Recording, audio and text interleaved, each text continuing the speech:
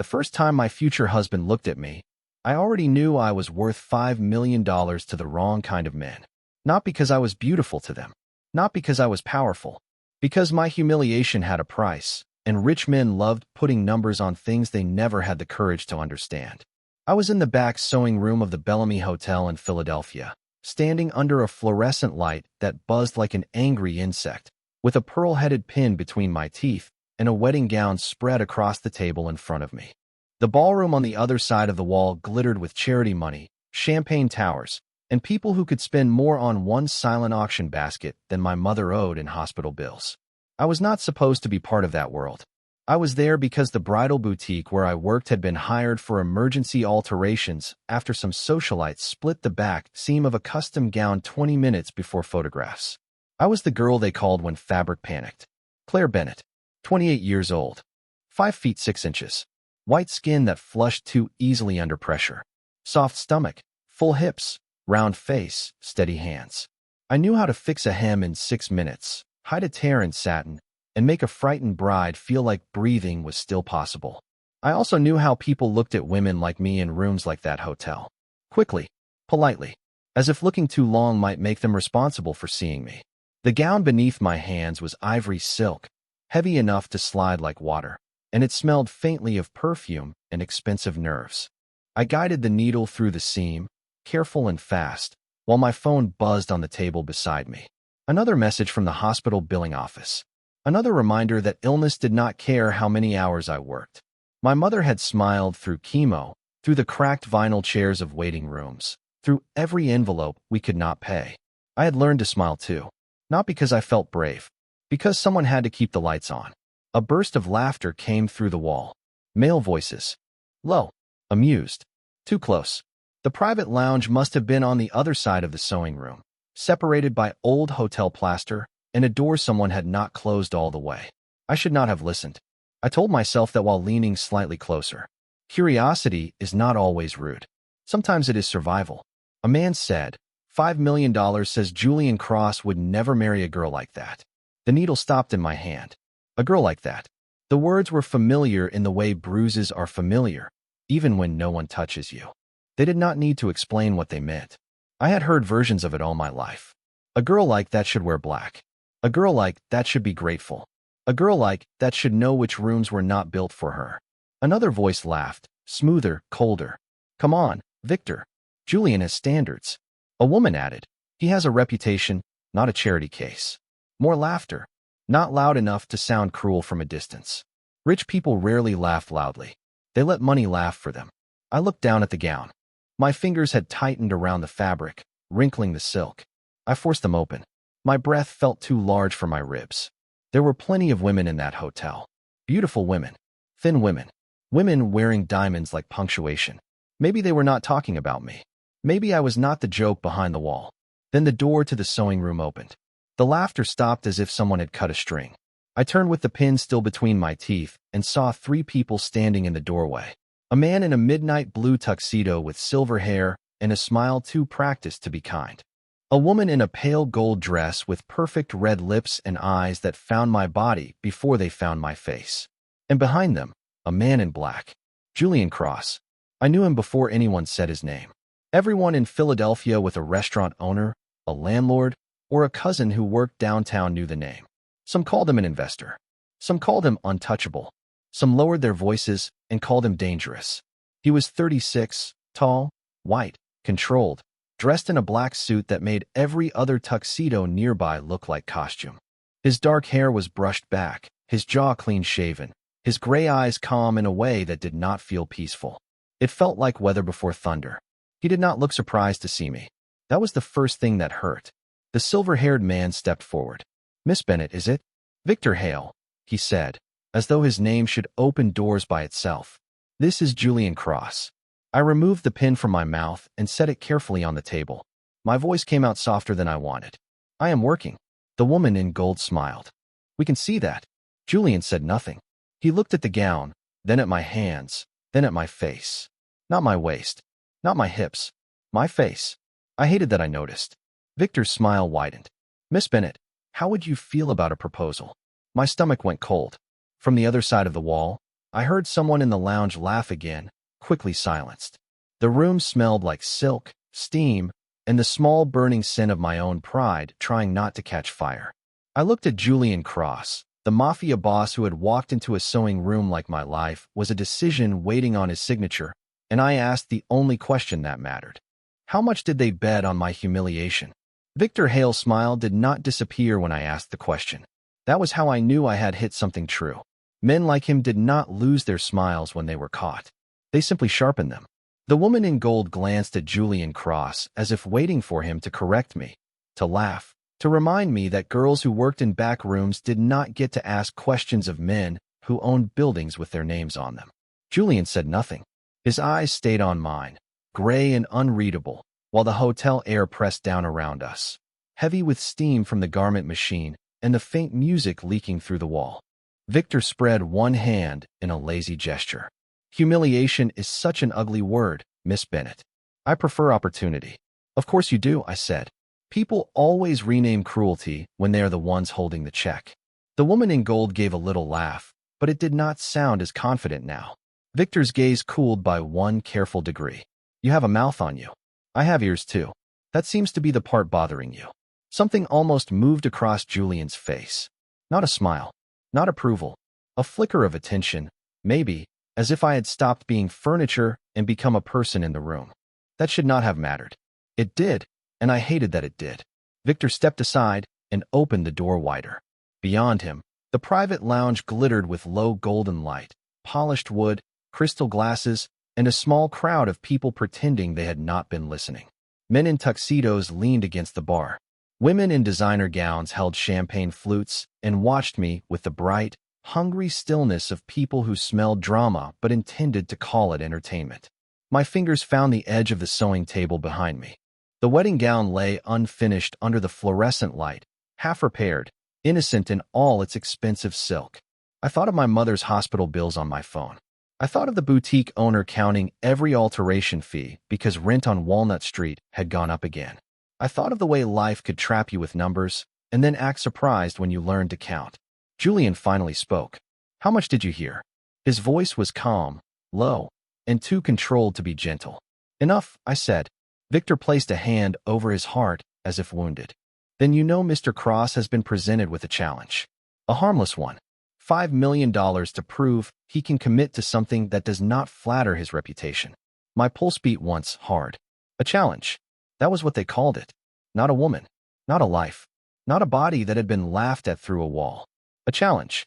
The woman in gold stepped closer, her perfume soft and expensive, like roses left too long in a warm room. Madisonvale, she said, though I had not asked. I think you are taking this personally. I looked at her perfect dress, her perfect collarbones, her perfect confidence built from never being the joke in the room. You are making it personal.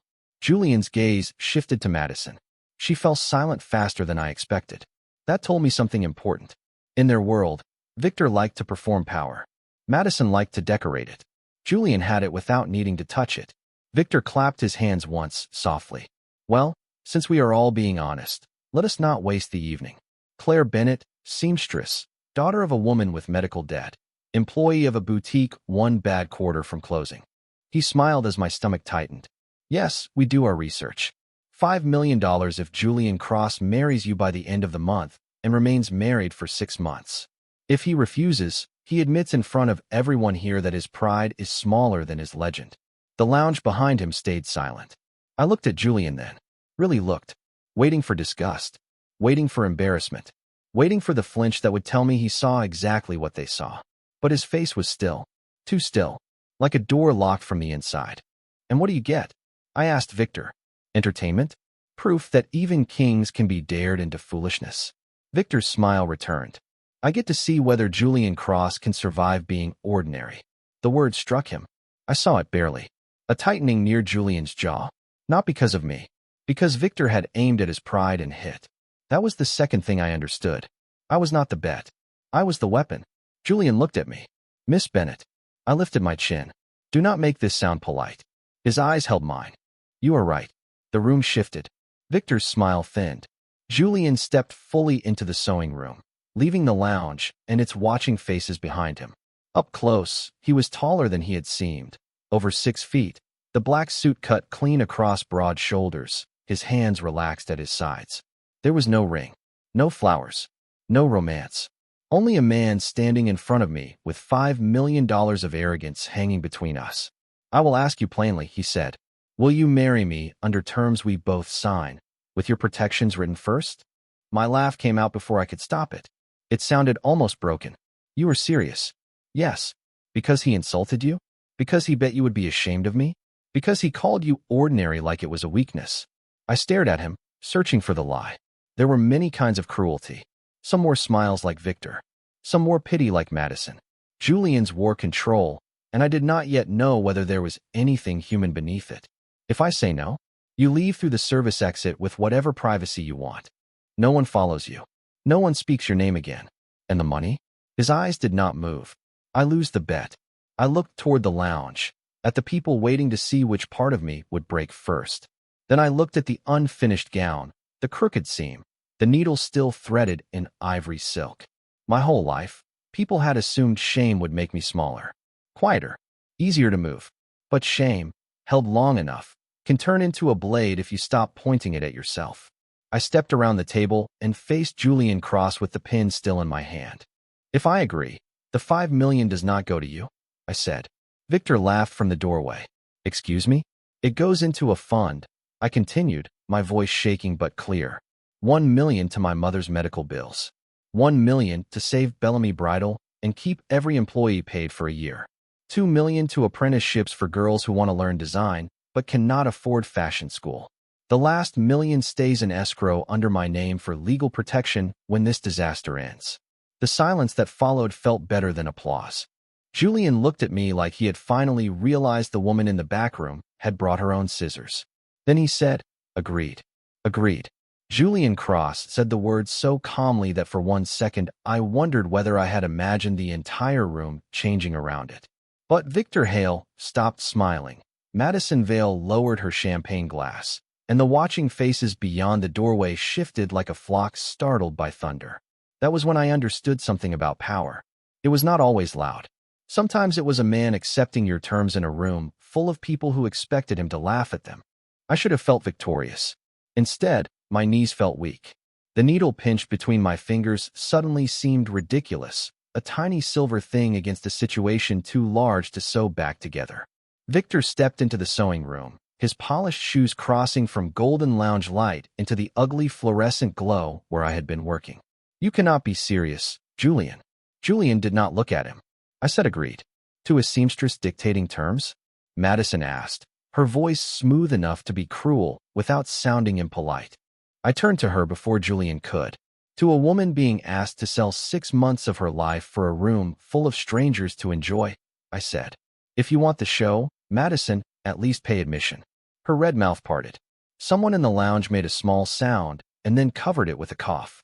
Julian's eyes remained on me, and for the first time I saw the faintest shift behind the gray. Not admiration. Not yet. Something closer to recalculation. He had walked in thinking I was part of a dare. Now he was realizing I could read the rules and rewrite the page. I set the pin beside the unfinished gown and wiped my palms on my black work apron. I have more conditions. Victor laughed, but it sounded thinner now. Of course she does. I ignored him. Separate bedrooms. Separate accounts. I keep my job. I keep my name. I decide what public appearances I attend. Any interviews, photographs, or charity events require my approval in writing. No comments about my body from anyone in your house, your business, or your social circle. If I hear one, the agreement ends and the fund still gets paid. Madison looked offended on behalf of cruelty itself. Julian tilted his head slightly. Anything else? Yes. I get my own attorney. Paid for by you. Chosen by me. A faint pause. Done. And if this becomes humiliating, if you decide halfway through that winning a bet matters more than treating me like a person, I walk away with no penalty. Done. He answered too fast, and that frightened me. Men who agreed quickly often expected to control the meaning later. I took one step closer, close enough that I did not have to raise my voice for only him to hear. Do not say yes because you think you can manage me afterward. His face remained still. I do not think you are manageable, Miss Bennett. That answer should not have warmed anything in me. It did anyway, and I hated the small betrayal of my own heartbeat. Victor moved between us as if the moment displeased him. This is becoming tedious. The bet was simple. Julian marries you, stays married 6 months, and I pay. No charity theater. No emotional contract lecture. I looked at him then, really looked, at the silver hair, the expensive watch, the eyes of a man who believed everyone had a price because his own soul had been appraised long ago. The bet is simple because you made me simple in your mind, I said. That was your mistake. His smile vanished completely. The silence afterward felt clean. Julian reached into his jacket and took out his phone. Samuel, he said after one ring. I need a family attorney, an independent attorney for Miss Bennett, a trust officer, and a private clerk at the courthouse. Tonight. He listened for a moment. No, this is not a negotiation. It is already negotiated. My stomach dropped at the word courthouse. Tonight had become real too quickly.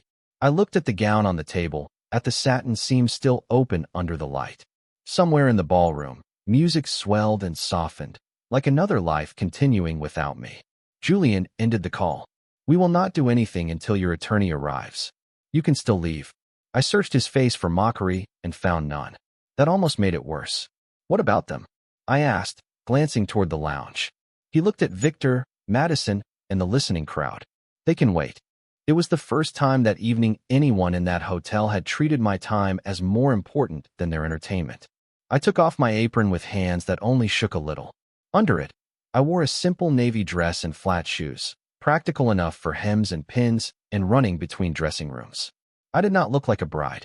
I looked like a woman who had come to work and accidentally found a battlefield. Madison's gaze moved over me again, slower this time, trying to find a place to make me bleed. You know, she said softly, a marriage certificate will not make you belong beside him. No, I answered, but neither would your dress. Her face changed. Julian looked at me then, and there it was again.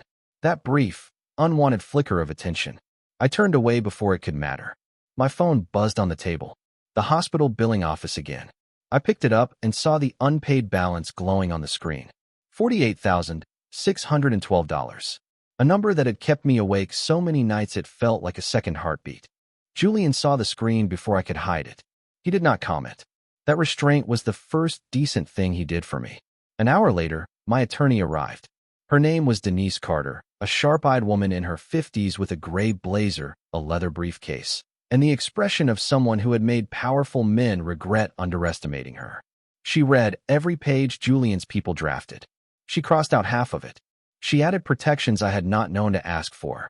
She made Victor put the $5 million into verified escrow before anyone said another word about marriage.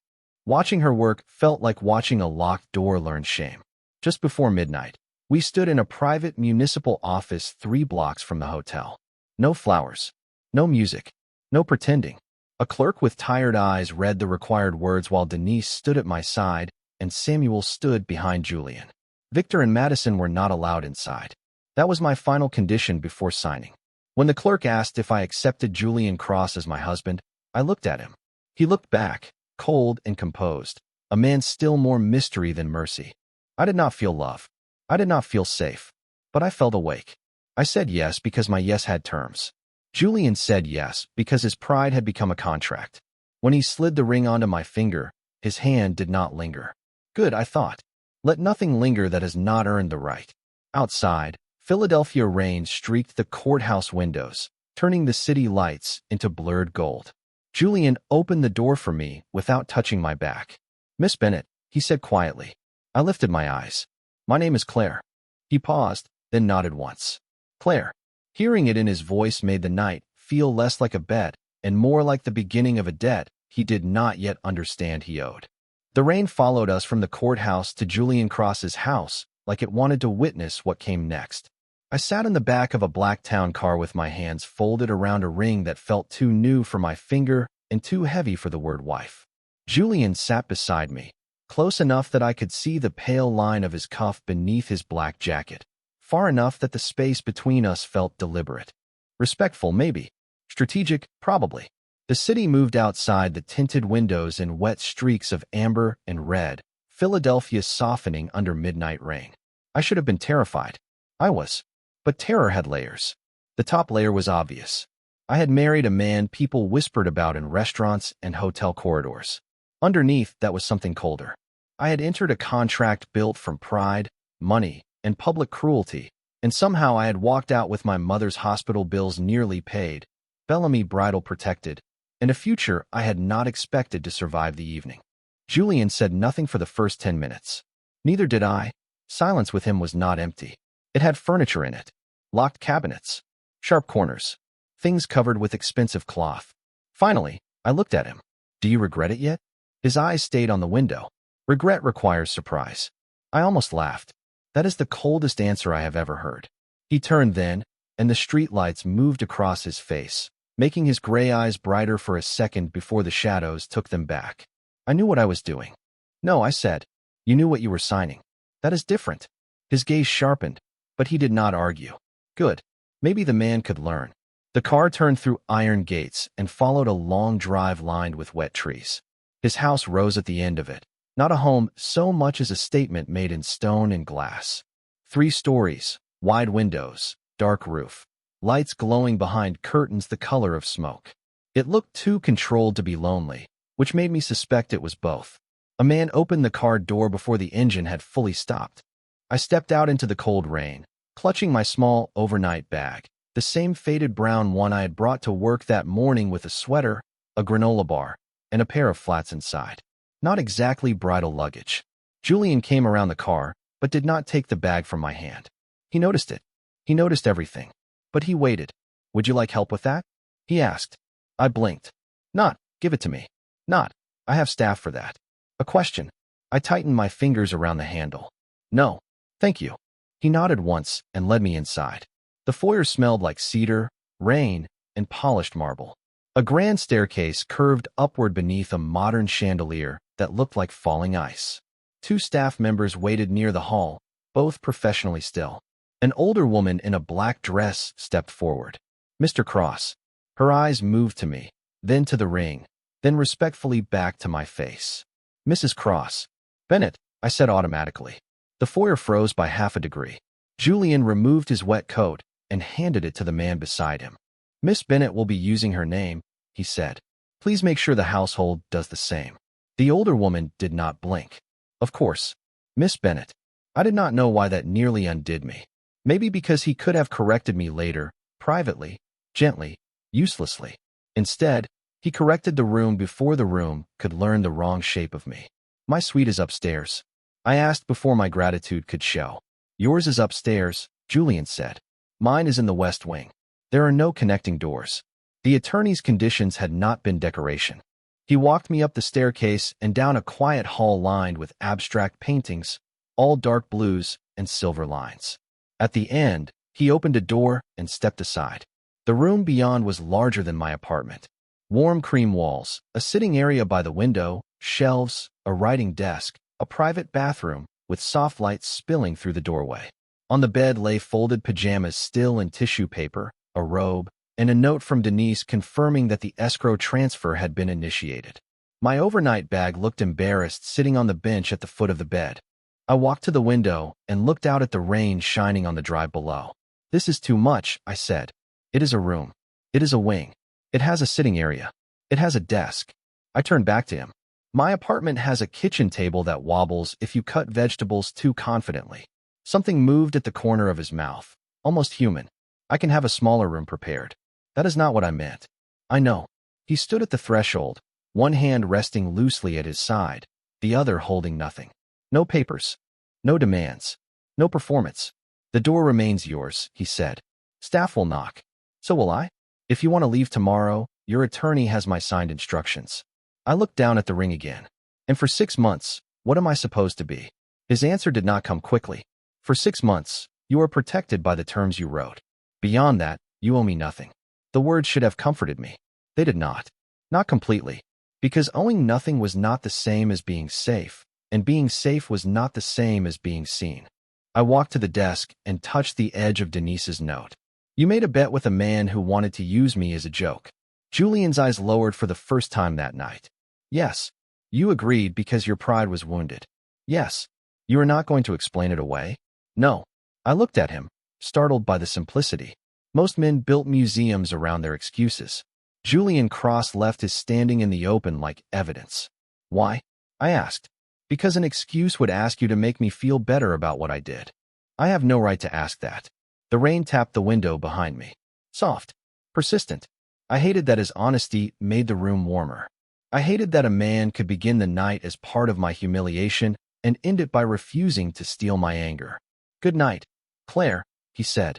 Not Mrs. Cross. Not Miss Bennet. Claire. My name, plain and careful. Good night, Julian. He stepped back and closed the door softly. I stood alone in a room that was mine by contract, wearing a ring that was not mine by love, and listened to his footsteps fade down the hall. Then I walked to the mirror above the desk. My dress was wrinkled. My hair had slipped loose. My round face was pale with exhaustion. I looked nothing like the women in the lounge. For once, I did not apologize to my reflection. I only whispered, "You survived the first night." Morning in Julian Cross's house arrived without warmth. Not because the rooms were cold, they were not. Heat moved quietly through the vents, sunlight fell across cream walls, and somewhere beyond my suite, staff moved with the soft precision of people trained never to disturb power. But the house itself had a temperature money could not fix. It was the kind of cold that came from too much silence, too many closed doors, too many portraits of men who had mistaken control for legacy. I woke after 3 hours of broken sleep with the ring still on my finger and the taste of last night sitting at the back of my throat. For a moment, before memory returned, I thought I was late for work at Bellamy Bridal.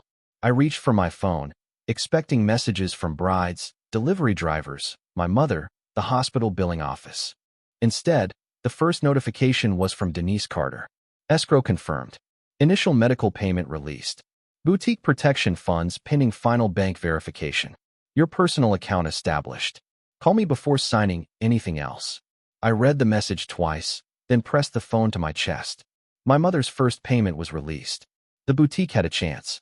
The girls I had not even met, yet might one day learn design because I had stood in a sewing room and refused to be cheap entertainment.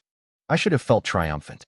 Instead, I sat on the edge of an enormous bed in borrowed pajamas and cried so quietly that even the room seemed polite enough not to notice. Relief is not always soft. Sometimes it hurts because your body has been braced for disaster so long that safety feels like impact. I showered, dressed in the same navy dress from last night because my bag held almost nothing else, and went downstairs with my hair pinned back and my shoes still damp from courthouse rain. The hallway seemed longer in daylight. The art looked more expensive. The silence looked more deliberate. In the breakfast room, Julian sat at the far end of a marble table with a cup of black coffee, a tablet, and a stack of papers arranged with military neatness. He wore a dark dress shirt with the sleeves rolled to his forearms, and for the first time I noticed the faint black lines of a tattoo near his wrist, partly hidden by the cuff. He looked up when I entered, and the room seemed to adjust around his attention. "Good morning, Claire."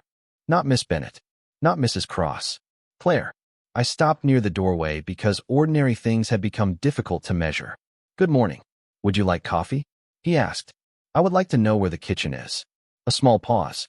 Then he set his cup down. "For coffee? For breakfast? For knowing where food comes from in the house I am apparently living in." Something shifted in his eyes, not offense, not amusement, maybe realization. He stood. "I can show you." The kitchen was enormous. All white tile, copper pots, stainless steel, and people who looked startled to see me enter through the main door instead of being served from behind it. A cook in her 60s introduced herself as Mrs. Alvarez. Her hands were dusted with flour, and she had the only face in the house that looked like it had permission to feel things. "What would you like, Miss Bennet?" she asked. "Toast," I said. "And eggs, if it is not trouble." "Food is not trouble," she said, and I liked her immediately.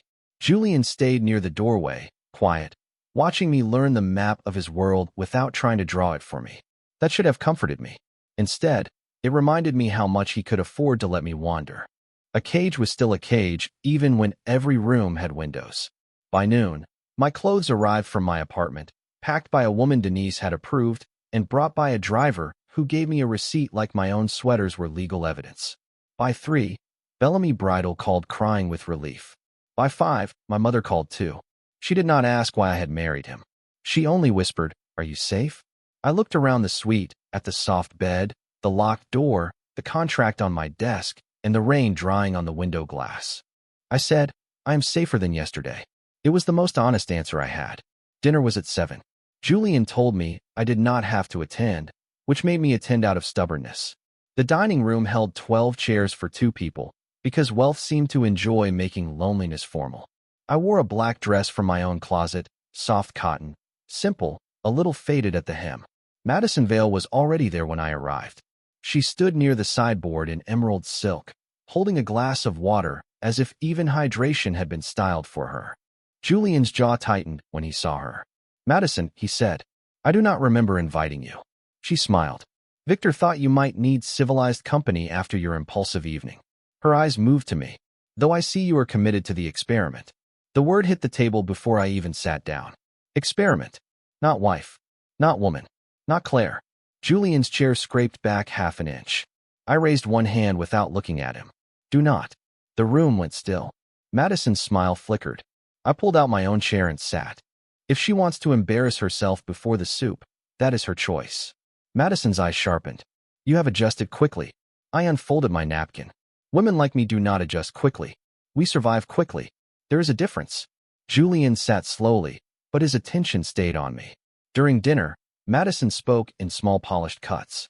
She mentioned designers I could not afford, galleries I had never visited, beaches where women wore white linen and never seemed to sweat. I answered only when I wanted to. I ate the bread. I asked Mrs. Alvarez for butter. I did not shrink my appetite to make another woman comfortable with my presence. That, more than anything, seemed to unsettle Madison. When she finally left, Julian walked her to the foyer and returned with a face like locked steel. I expected him to apologize for her. Instead, he said, I should have prevented that. I looked at the empty doorway. You should have warned me she would come. Yes, but preventing it is different. His eyes held mine. Teach me the difference. I was tired. I was angry. I was wearing a ring from a man who had entered my life through a dare, and somehow he was standing there asking to be corrected. I do not want to teach you every day, Julian. I know. Then learn faster. For the first time, he almost smiled. I will try. Later, unable to sleep again, I wandered the second floor and found a locked room with glass panels clouded by dust. Inside were dress forms, old bolts of fabric, a sewing machine covered in a sheet, and boxes of forgotten thread. A room for making things. A room no one had thought to use. I stood with my hand on the doorknob, staring through the glass at the first place in that house that looked like it might understand me. Behind me, Julian's voice came softly from the hall. It belonged to my mother. I turned. He held a key in his open palm. If you want it, it is yours. I looked at the key in Julian's palm for longer than was reasonable. It was small, brass, ordinary enough to belong to a mailbox or a storage closet, but in that hallway it felt heavier than the ring on my finger. A key could be a gesture. A key could be a test. A key could be another pretty way of saying, look what I gave you, now soften. I had spent too many years learning that gifts sometimes came with invisible thread. Julian must have seen the hesitation because he did not move closer. He only held the key out between us, resting flat on his open hand. My mother designed clothes before she married my father, he said quietly. She kept this room after everything else in the house became business. I did not know what to say to that. The way he said mother did not sound like power. It sounded like a locked drawer opened too quickly. Why was it closed? He looked through the dusty glass. After she died, my father said there was no practical reason to keep it open. Practical reason. I almost laughed, but the sound would have hurt both of us. Men who called beauty impractical had usually never needed it to survive. I took the key. Our fingers did not touch. Thank you, I said. Julian nodded once and turned to leave, but I stopped him with a question that surprised me. What did she make? He paused. Coats, mostly. Dresses for herself. One blue evening gown I remember because she wore it to a charity dinner, and every person in the room went quiet. His eyes stayed on the door. I thought it was because she was beautiful. Later I understood it was because she looked free. The words entered me quietly and did not leave.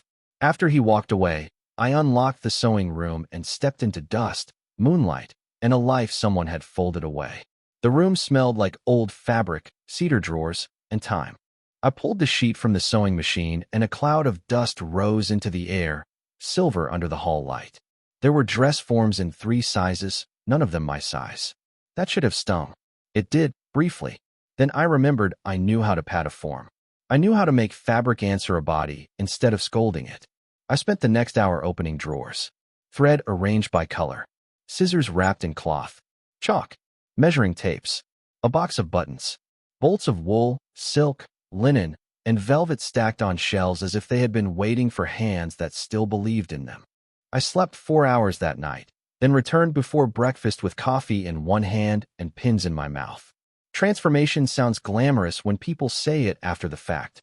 It was not glamorous. It was me standing barefoot on cold wood, measuring my waist without apologizing to the tape. It was me writing down numbers that belonged to my body and refusing to treat them like accusations. It was me taking apart an old emerald skirt, studying the seams, and realizing the problem had never been my shape. The problem was all the clothing designed as if women like me were supposed to hide in fabric instead of live in it.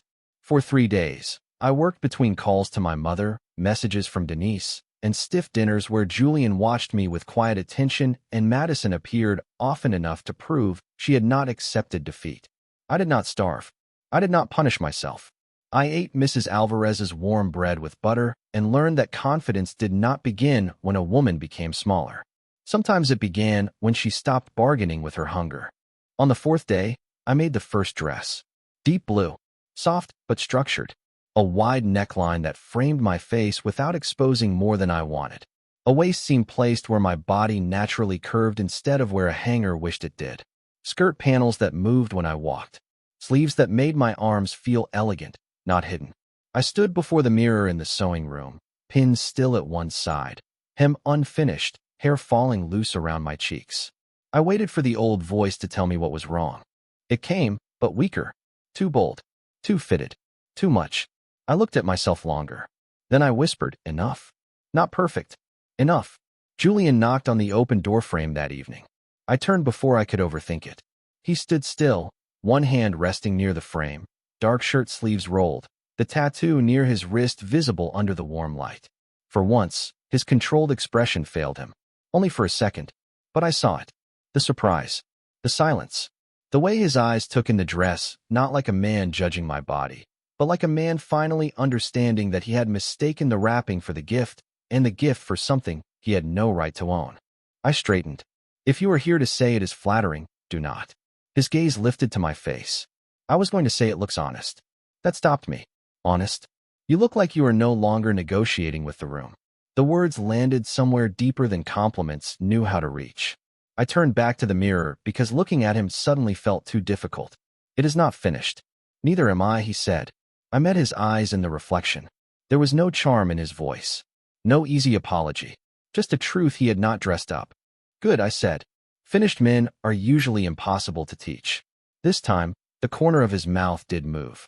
Almost a smile. Almost. The charity gala is tomorrow night, he said. Victor will be there. Madison too. Of course they will.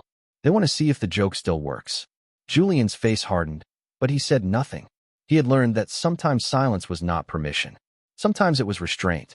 I picked up a pin and placed it between my fingers. Then we should make sure I walk in wearing the answer.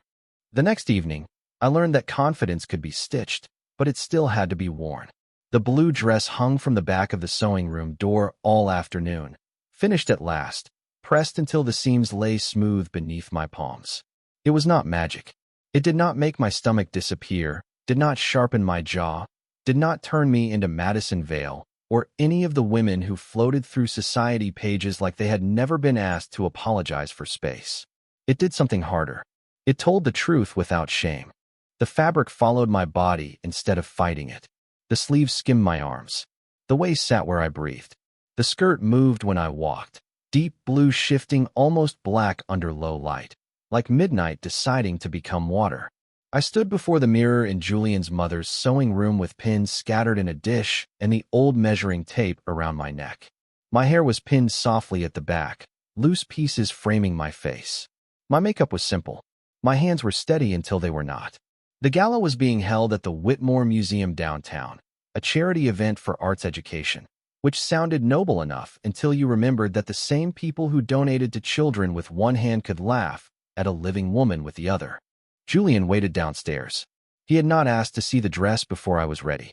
He had not sent a stylist. He had not offered diamonds. He had only sent Mrs. Alvarez up with tea and a note that said, "The car leaves when you say it leaves." I read it 3 times before tucking it into my small black clutch. When I came down the staircase, the house was quiet except for rain tapping against the tall windows. Julian stood in the foyer in a black suit and dark shirt, his hair brushed back, one hand adjusting his cuff. The tattoo near his wrist disappeared under the fabric, then showed again when he lowered his hand. He looked up. The movement was small, the stillness after it was not. For once, Julian Cross forgot to arrange his face. His eyes moved over the dress, then rose quickly to mine, as if he had caught himself and corrected course. I appreciated that more than any compliment. "Claire," he said, "just my name." But the way he said it made the marble foyer feel less cold. I lifted my chin. "If you say I look beautiful like you are surprised, I will go upstairs and stay there." Something almost amused crossed his mouth. "Then I will say this carefully. You look like you chose yourself." The words entered the room softly and stayed there. I did not know what to do with them, so I walked past him toward the door. "Good answer." The museum glowed against the wet Philadelphia night. All stone columns, wide steps, and gold lights spilling through glass doors. Cameras flashed along the entrance. I froze for half a breath inside the car. Julian noticed, but he did not open my door before I moved. He waited. That was becoming his apology language. Not flowers. Not speeches. Space. I stepped out.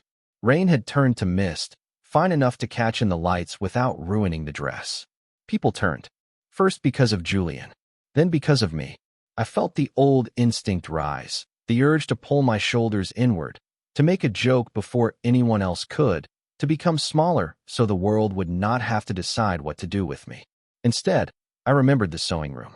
The mirror. The word enough. I placed one foot on the museum steps, then another.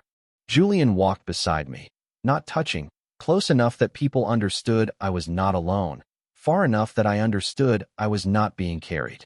Inside, the gala smelled of orchids, champagne, polished floors, and expensive winter coats drying in the cloakroom. A string quartet played near a marble statue. Donors stood beneath banners for children's art programs, speaking softly over crystal glasses. The room quieted in stages. One conversation stopped. Then another. Then another. I saw recognition move through the crowd like wind over grass. There she is. The bet. The seamstress. The joke that had arrived wearing its own answer.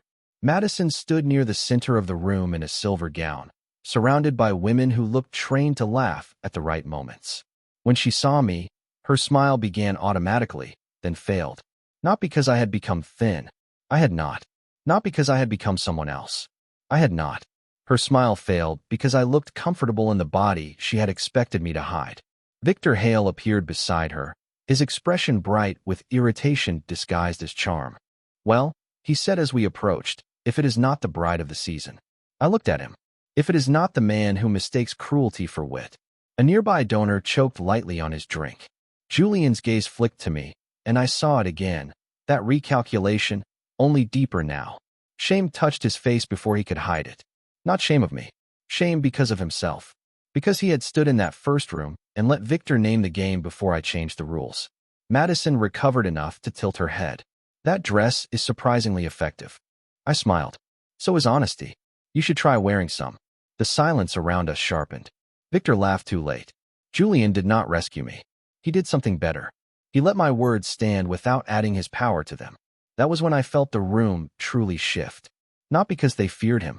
Because, for the first time, they had to hear me. Later, during the first speech, I slipped toward the side hallway to breathe. Applause rose behind me, muffled by the museum walls. I paused near a half-open office door when I heard Victor's voice inside. "The escrow made it cleaner," he said, "but the recording still matters. If Julian gets sentimental, we release the original bed audio and let the world hear why he married her." My fingers closed around my clutch. Then Madison's voice answered. "And what if she finds out first?" Victor laughed softly. "Women like Claire do not expose men like us. They either cry or forgive." I stood in the hallway, rainwater drying on the hem of my blue dress, and felt something inside me become perfectly calm. They had mistaken my softness for surrender. Again, I did not move until Victor and Madison left the office. Their footsteps faded into the museum hallway, soft against the polished floor, and still I stood there with one hand on my clutch and the other pressed lightly against the wall, as if the building itself could keep me upright. The quartet played in the main hall. Glasses chimed. Someone laughed near the donor wall. The world continued being elegant while the truth sat inside me like a lit match. Women like Claire do not expose men like us. They either cry or forgive. I almost laughed. Not because it was funny, because they had studied women like me for years and still learned nothing. We cried, yes. We forgave sometimes. We bent more often than we wanted to admit. But men like Victor confused mercy with weakness because they had never been brave enough to deserve either. I opened my clutch and pulled out my phone with fingers that were suddenly steady. Denise Carter answered on the second ring. Claire, are you safe? That was why I liked her. She did not ask if I was upset. She asked the question that mattered first. Yes, I whispered. I just overheard Victor talking about a recording of the original bet. He plans to release it if Julian becomes sentimental. A pause. Then Denise's voice sharpened. Did he say where it is? No, but I know it exists. Good. Do not confront him alone. I looked toward the main hall, where applause rose again beneath the museum ceiling. I am not alone. Claire, I know what you are thinking. Do it legally. Do it cleanly. Do not give them a way to call you unstable. I closed my eyes. That word. Unstable. Emotional. Bitter. Dramatic. The labels women were handed whenever truth made powerful people uncomfortable. Then tell me how. Denise exhaled once. If you speak publicly, speak only to what you personally experienced, what is already in the escrow agreement, and what you are choosing to do. Do not accuse beyond what you can prove tonight. I opened my eyes and saw my reflection in the dark glass of a framed painting. Blue dress, round face, shoulders back, not transformed into someone else. Transformed into someone who could stay. Understood, I said. When I returned to the ballroom, Julian was looking for me. I saw it before he saw me. The stillness in his body no one else would read as concern. His gaze moved across the crowd, controlled but precise, and when it found me, something in his expression eased for half a second. Then he saw my face. He crossed the room immediately, not fast enough to cause a scene, but with the certainty of a man who had never been blocked by a crowd in his life. Claire, what happened? I looked at him, and the strange thing was, I did not want to hurt him. That frightened me. Anger had been simpler when he was only the man who had agreed to a cruel game.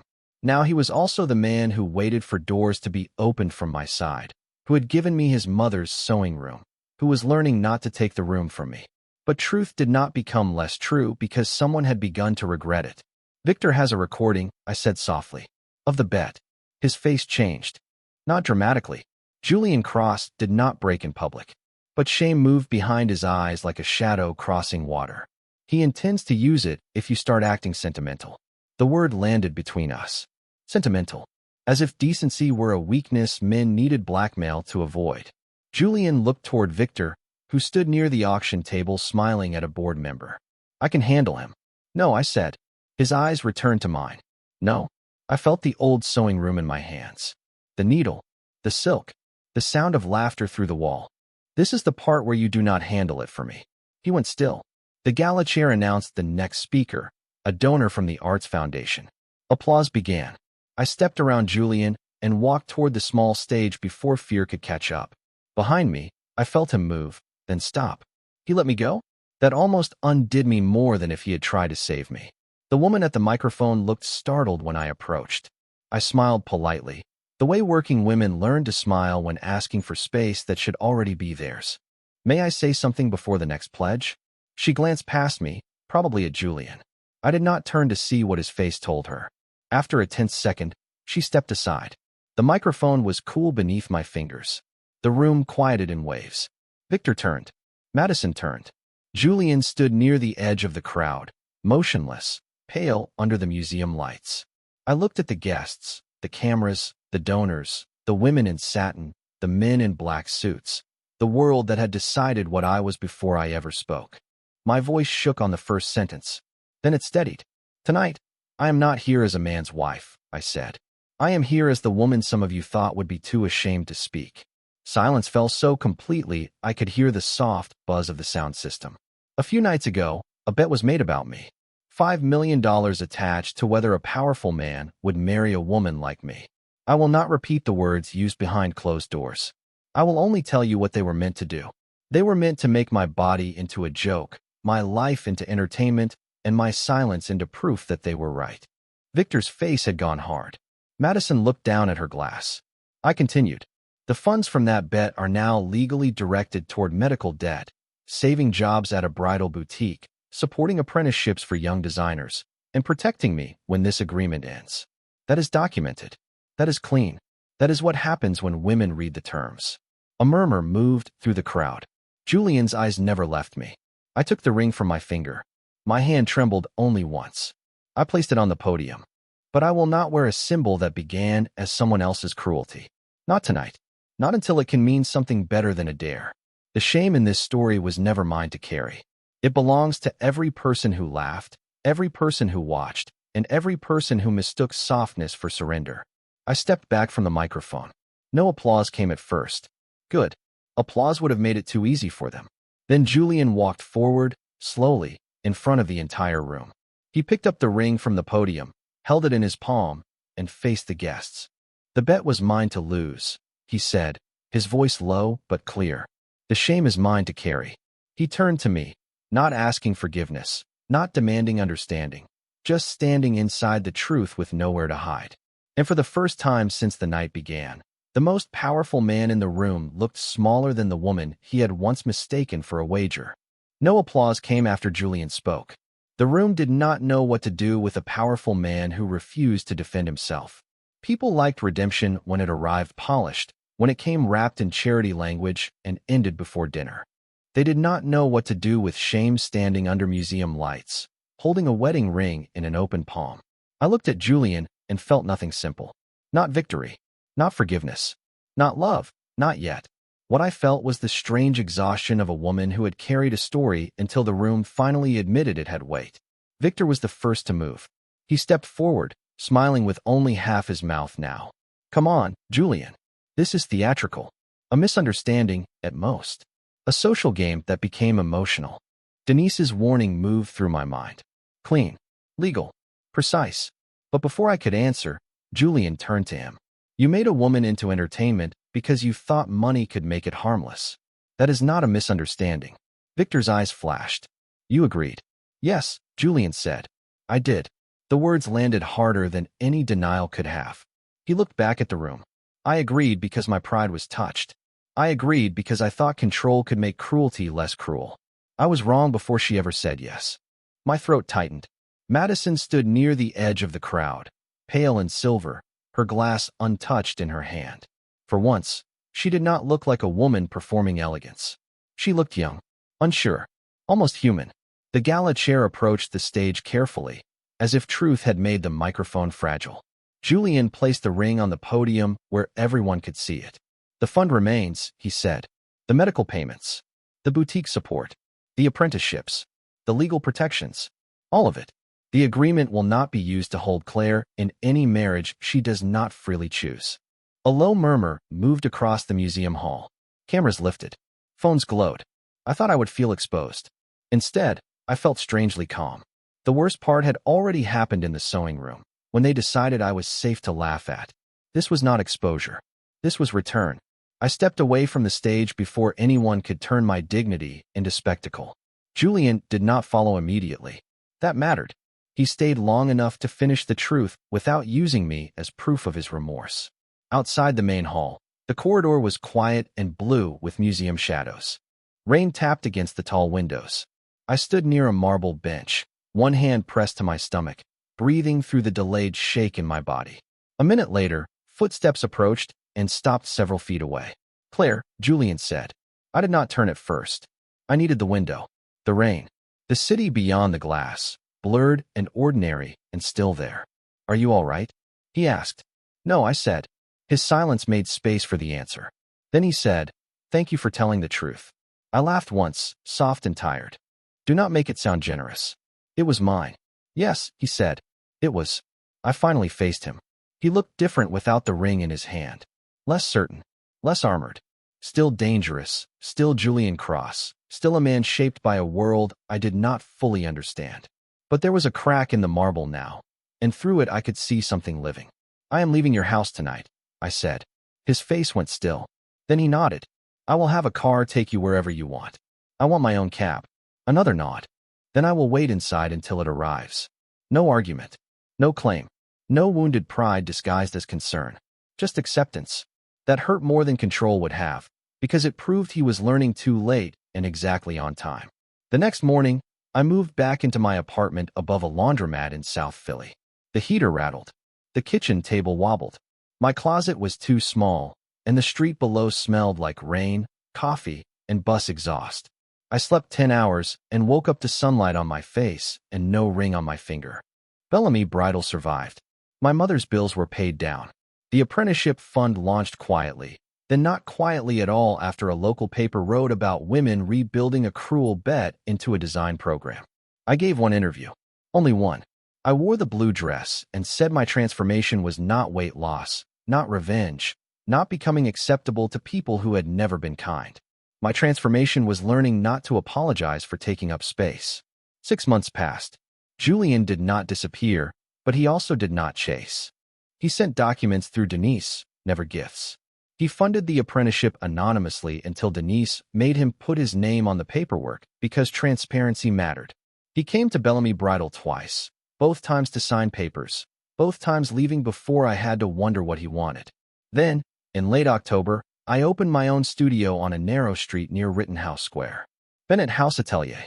Plus-size bridal and evening wear, custom fittings, apprentices paid from the fund they once thought would buy my silence. On opening night, rain streaked the front windows just like it had at the hotel. I was adjusting a mannequin in a deep green gown when I saw him outside. Julian stood under the awning in a dark coat. No entourage, no flowers, no ring held like an answer.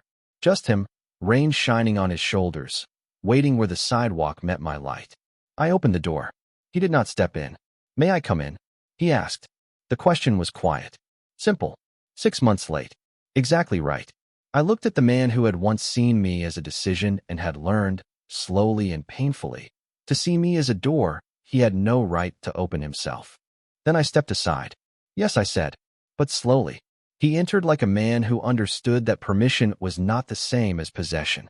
And that was when I realized the greatest transformation had never been mine. I had always been worthy.